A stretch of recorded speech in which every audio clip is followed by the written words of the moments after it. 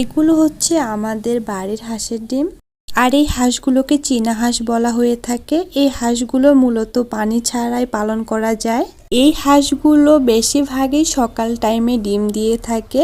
আমরা হাঁসগুলো খোলামেলা পালন করি, যার কারণে হাঁসগুলো বাইরে ডিম দিয়েছে একটা বাঁশঝাড়ের নিচে।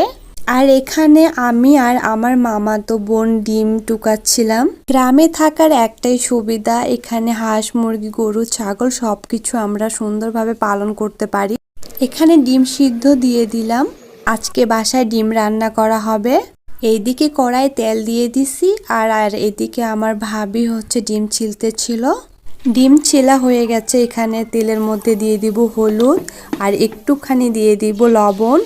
এতে করে হচ্ছে ডিমগুলো নিচে লেগে যাবে না। আর এখন আমি সমস্ত ডিমগুলো খুব সুন্দরভাবে ভেজে নিয়ে নিব। তো আপনারা আমার সাথেই থাকবেন। ডিম ভাজার সময় বেশি কড়া করে ভাজা যাবে না। আর আপনারা যদি ডিমটা অনেক বেশি কড়া করে ভাজে ফেলেন তাহলে এতে করে টেস্ট লাগবে না।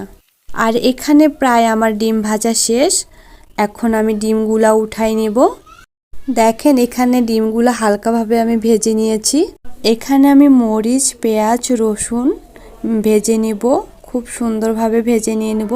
বাদামি বাদামি কালার যখন হয়ে যাবে তখন আমি এখানে পানি দিয়ে দিলাম হলুদ লবণ। আর এখন আমি মশলাটা খুব সুন্দরভাবে কষায় নিয়ে নিব। কষানো শেষে আমি এখানে পানি দিয়ে দিলাম। পানি দিয়ে আমি ডিমগুলা এই পানির মধ্যে ছেড়ে দিলাম। তারপরে আমি ঢাকা দিয়ে সুন্দর করে কষায় কষায় রান্না করে নিয়ে নিব। তো আমার ডিম রান্না হয়ে গেছে। ডিমের কালারটা দেখেন কত সুন্দর আসছে।